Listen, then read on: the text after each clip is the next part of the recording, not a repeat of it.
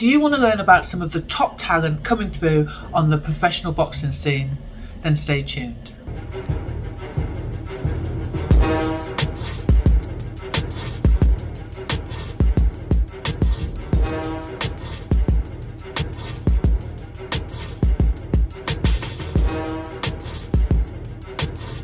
Jacqui-Lee Pryce for Shadowboxruk UK. Today's guest is a Tokyo 2020 Olympian. He's making his professional debut this Saturday, the 26th, on the Taylor Catchall undercard. Kurt Walker, how you doing? How's it going? All good? It is. Hungry. Like yourself? Yeah. Thank you for doing this. No problem. So how is life treating you? Good. I'm enjoying it. I'm learning to get in now. You know, I've been in here for ages, and it's obviously my first fight week, but I can tell from hanging around with professionals before that the fight week kind of drags in. They just want to get in and fight, so that's kind of what I'm feeling now. Yeah, I can imagine, actually. All the hard work is done, I'm guessing. Yeah, everything's done. I'm just watching my weight now, doing the odd session to keep me ticking over, and that's it. I just want to get in now, to be honest. So starting off on the big stage, I mean, you must be kind of used to that though now. Yeah, well, that was one of those kind of key factors of me turning pro. I wanted to start there because I spent so long in the amateur background, getting a name for myself as well. And it wasn't easy at the start too. I was there years when there's plenty of times I could have just threw the head up and went. But so that's what my aim was when I came professional, was to get on big nights and get good opportunities. Obviously, I'm going to be starting at the bottom of the next of cards and all, but I don't mind that. You know, everyone has to start somewhere, but I'm just looking forward to it. Are you going to be like one of those amateurs that, you know, you turn over and, of course, you want to, you know, take your time to learn the pro game, but equally you've got to have some kind of decent level of opposition, I'm guessing? Yeah, well, definitely, yeah. See, for the first fight or whatever, I don't really mind who it is, as long as I like different kind of opponents. I don't want the same kind of opponent every time. I want someone different every time, so I can see where I need to improve or what I'm doing well. You know, that kind of thing. So I'm going to be open-minded when they show me opponents. I want someone who, by the end of the year, I would like a bit of a test as well. Someone with a bit of a background, anyway. Yeah. So you're boxing out of Booth Boxing Gym, trained by Adam himself. I mean, he must have been impressed because you're actually working with the big man. Yeah, see, it's not even only him. There's other coaches in the gym who are great too. I'll be working with Charlie and H, so it's great. It's times, you know, it's hard to bide your time. You have to watch because there's people fighting for world titles, like my friend Mick, manager. So I'm in doing work with some people, but we're all sparring together, you know. Everyone's learning the same thing, and well, everyone's being told what to do, so it's good. To be fair as well, I mean, they all sing off the same hymn sheet, don't they? Yeah. Yeah. It's a style that it works, and it's proven to work, and it's effective. And I never done it really until I came here, and now I don't know how I didn't do it because it was just even so simple, like moving your head after you throw an attack. I would jump out. That's kind of the amateur style, but moving your head is less energy, and it's more effective. I don't know why I didn't do it. What, it's taken you how many years you've been boxing? Yeah, I would have got my head out of the way, but it would only been out of reaction. It wouldn't have been planned. So it's weird just to do it, and when it runs smooth, there's nothing better. Yeah. But you must be used to that, being disciplined in camp life. I mean, you've obviously been high level and elite level, so surely it's not that much different, I would guess. No, it's not much different. The only difference is, like, I would do in Dublin, I would do Monday to Friday and come home every weekend. So now I'm doing 4 weeks at a time, maybe here, and going home for a weekend. So it's harder that way. But I'm hoping to fight the 26th. I'm hoping to get back out in April and then maybe have a few weeks. I'll be able to have a few weeks off at home then. So like, I'm always working towards something. So that's my goal now, to fight in April, and then I can relax for a few weeks. I mean, you're lucky because a lot of people that turn over from the amateurs, they complain that they're not as active. And I'm guessing you're lucky also because of the people you're involved with, but also your background, that you're able to kind of really push for more fights. Yeah, definitely. I'm trying to hopefully minimum 5, maximum 6, I'd say, this year. So that's great for me in my first year for learning more than anything too. And they're going to be spread out throughout the year, so I'll probably have my last fight in December, which is good, right before Christmas, and then I'll be on the bigger things next year. Nice. I mean, it must be quite difficult to say because you've only really done one camp. But what would you say is different between an amateur camp and like a professional camp? Just I don't I've never trained anywhere as hard as I do in Booth's gym, and I've been in plenty of gyms before. That's the hardest training gym I've ever been in. So Wow. That's just kind of shock to my body. You know, at the start, it took me weeks and weeks for my body to get used to it. I was in pain constantly, and now I can do it. I'm still obviously tired, and you can push yourself better the fitter you get. But it's crazy how the training in the gym. When you say, it's the hardest, is that in terms of, let's say, technical, as well as the kind of cardio side? Is it just lots of information coming in from all angles? No, it's not that. That's what I like about the gym as well, because you get maybe told one thing for that day. If you're sparring, you'll get told one thing. That's good. Instead of being told 10 things, and you only want to take one from them, you might not even take that one from it. So to be told one thing means you can concentrate, and then you come in the next day, you know what you did right. You do another thing then. So it's a good system. Yeah, nice. So you are managed by the Conlon brothers and promoted by Top Rank. And I've heard it said that there wasn't much of a pro scene in Ireland up until like maybe 2 or 3 years ago. And can you see the sort of Conlons changing this and bringing back big professional fight nights to the major cities in Ireland? 100%. I'm hoping to be the top of the bill too.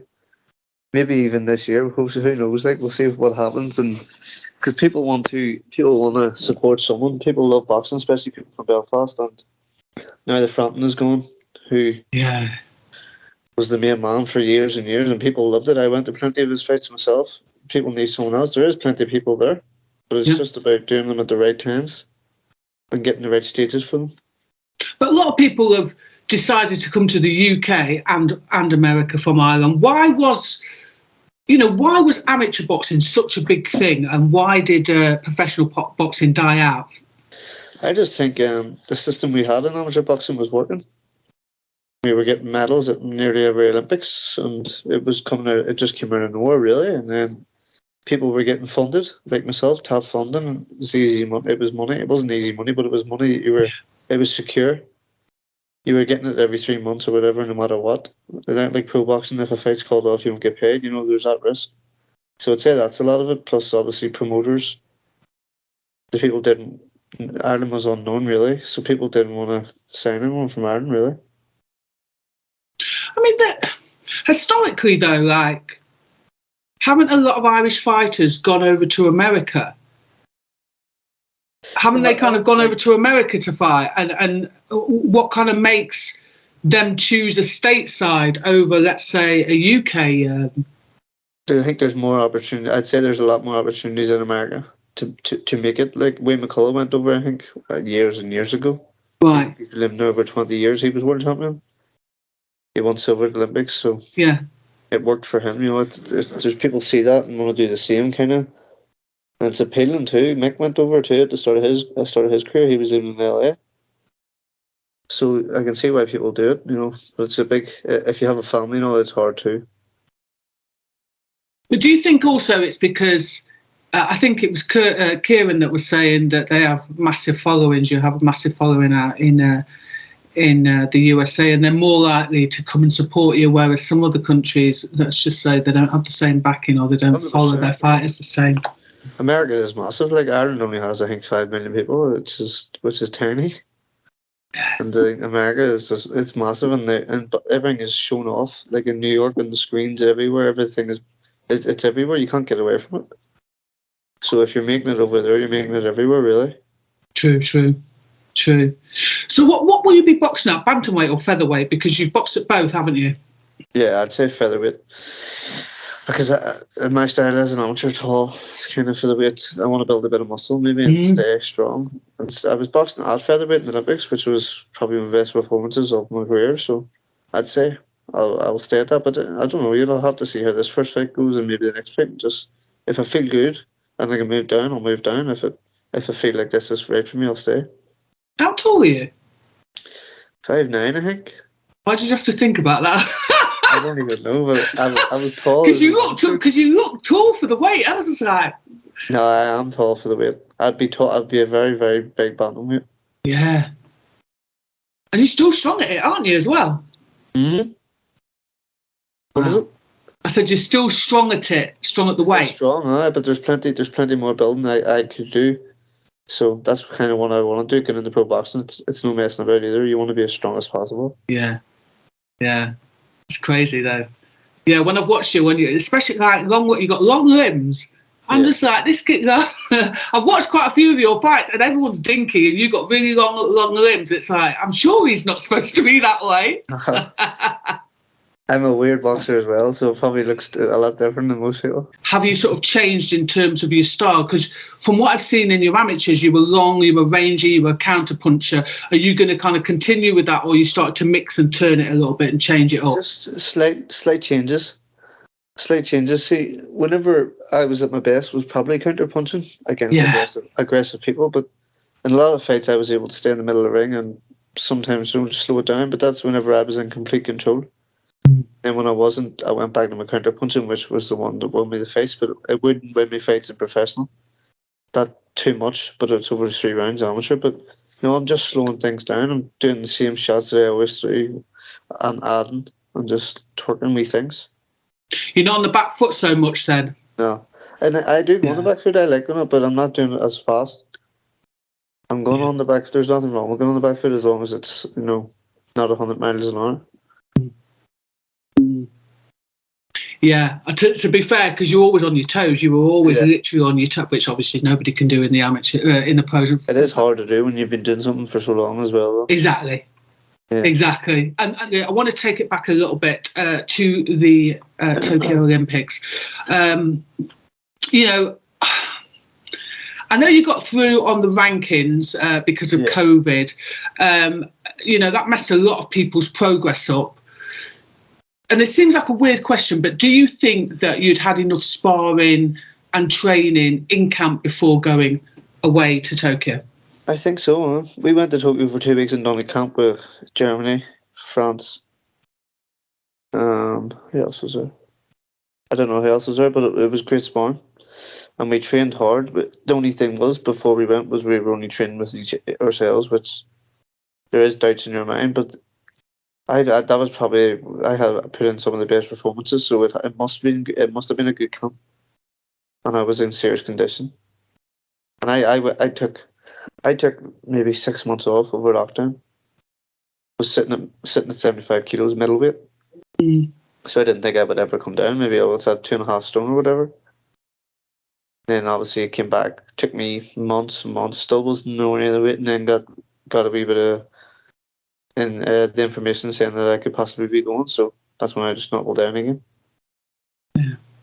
Was it tough though to get back into that mindset after just so long of will it happen, won't it happen? It took ages. It was a nightmare, to be honest, because you would get in the swing of things and then someone would get COVID and the team you had to go home or whatever, something stupid like that. You had to go. We were in Italy. There's a few times we had to go back to our rooms for 2 days because someone tested positive, stuff like that. It was just annoying, like. Yeah. I remember Emmett Brennan, when I shouldn't laugh, but when he had COVID, he was like training in his room. That's right. It's like a little prison cell. Nah, that wouldn't be for me. I'd be just watching TV. I couldn't even think of it. Yeah, that was crazy. And then your former trainer, is it Billy Walsh, is now he's the head of the USA boxing team. I mean, how difficult was it to be eliminated by Duke Ragan, one of his boxers? Hard. It wasn't any harder because he was in the corner. It didn't bother me. I like Billy. It's sport. It's what it is. It doesn't. Obviously, I didn't like losing, but it was a close fight. I just had to be lucky that I was there in the first place and that I reached the quarterfinals. Did you not think, geez? So I've been in the corner against like somebody that I know is an amazing coach, and I think, fuck? Was there not a moment of like, oh man, I've got Billy Walsh's kid? See, I've changed. My boxing would have come on a lot since he left, because I got older and started becoming number one on the team, and I've learned a lot. So he brought me in as a 17-year-old kid. So then whenever he left, he was only obviously a few years later, but like I was just the same as I was when I was 17. Then when he left, I jumped in the number one spot because Michael went pro. And then I came on a lot from then. So I would have been a lot different to what he would remember, but still would have had kind of the same. And I knew there wasn't much. The fight was going to go the way the fight went, the first round and whatever. I knew that was going to happen because of how good Regan was. So it didn't really bother me. So obviously it didn't go the way you wanted it to go, but what are some of the most memorable moments of the games for you? Obviously for me, beating the world champion, probably. I would have to be. That was a crazy buzz. You know, that whole day and the next day was just mental. It's mad because you have to enjoy the whole day, and then the next day you have to start losing weight again for the next fight. It's crazy how much the boxing is like. Is it hard not to like take your foot off the gas at that point? Think, oh man. It's hard to sleep when you win a fight like that, because the adrenaline just keeps going through you. It's weird, like it's hard to sleep. It's hard not to look at your phone. It's hard to do lots of things. It's weird, like, and then all you can do is enjoy that day, and then the next day you're back losing weight, getting ready for the fight the next day. Yeah. So talk to me about when you started boxing. How did it all start? I was only about 10 or 9. I done taijutsu, just one of the martial arts thing, and it closed down, and there was a boxing club beside where it was, so I just walked in there after. That's how it was. That's mad, like. No you just wanted to fight? No, nothing. Just went in. That was it. And you've won some massive competitions, obviously the bronze in the European Championships in 2017, the silver in the Commonwealths in 2018, gold medals in the EU Championships 2018 and 2019. You kept getting one better each year. You know, what ingredients do you need to go again every year, year in, year out as an amateur? Just a lot of the coaches helped me, you know, and obviously the system. I was working a lot with John Callan up in Belfast too, and he was in Dublin with me the whole time too, which I think brought me on a lot. Ever since I lost in the final of the Commonwealth Games, he brought me on a lot, and we were never. I didn't get paid much after that. Just learning on things that I never learned on, but obviously there was other coaches as well helped me, my club coaches, and the ones in Dublin, Zara and the rest of the boys. But it was just about learning where it went wrong instead of just knowing it went wrong and doing nothing about it. And if you were to, you know, measure it in a percentage, how much percent would you say is the difference between, let's say, not medaling, you know, getting fourth place and getting a medal in any competition now? Less than 1%. Like against USA, I won 2 rounds and I didn't get a medal, and it's a 3-round fight. Yeah. So realistically, you can't lose a round really if it goes by that. And isn't that even more frustrating in a sense than having a wide margin? It's worse. It's the worst thing in the world. It's weird. It's just how the system works. It's a weird how it works, because you tell someone outside of boxing you won 2 rounds, but out of 3, but you lost. They don't understand, you know. But that's just the way it is. It was a good fight. Yeah. And I heard you also might be on the the Fury White undercard. Who said that? I read it somewhere. I don't know. Maybe. I hope so. Bloody hell! Not too bad, is it? No, I hope so. Anyway, that will be April 23rd, is it? I think it is. Yeah. Yeah, I think finally they announced either today or yesterday. You know, how hard is it though to not? So you haven't obviously heard that news. No, I have heard rumours of like maybe talks of it, but like nothing really concrete. I was going to say, can you get carried away in a respect of looking forward? I'd say it would be easy done, especially fighting. I think that fight's meant to be in Wembley. Oh, it's going to be amazing. That would be amazing for any fighter to fight on. So I'm sure it would be very hard to stay locked in while you're in that, but you have a job to do as well. Yeah. You can enjoy the fight week. You can enjoy it after your fight, but you know at that time you have to do what you have to do. Yeah. So listen, I'm going to ask you, I'm going to put you on the spot. Fury White, Fury. who wins and how? Oh, that was quick. Points. Okay. And what about on Saturday night? Cattle or Taylor, and how? Taylor stoppage, I think. Say that again, sorry? Taylor stoppage. I don't know. Jack's a bit unknown as well, though. I don't know what he... I know he's a great fighter, but I just don't know. He might bring something no one expects. It is an unknown kind of fight, because Josh is on paper, Josh's level's above, but yeah, boxing's mad. It doesn't always work out like that, so it'll be interesting. I mean, the last two fights as well, Taylor has just been exceptional. Yeah, definitely. I look forward to it. Yeah, so do I. So listen, I'm going to let you get on and get some food. Thank you so much for giving us your time. No problem. Thank you.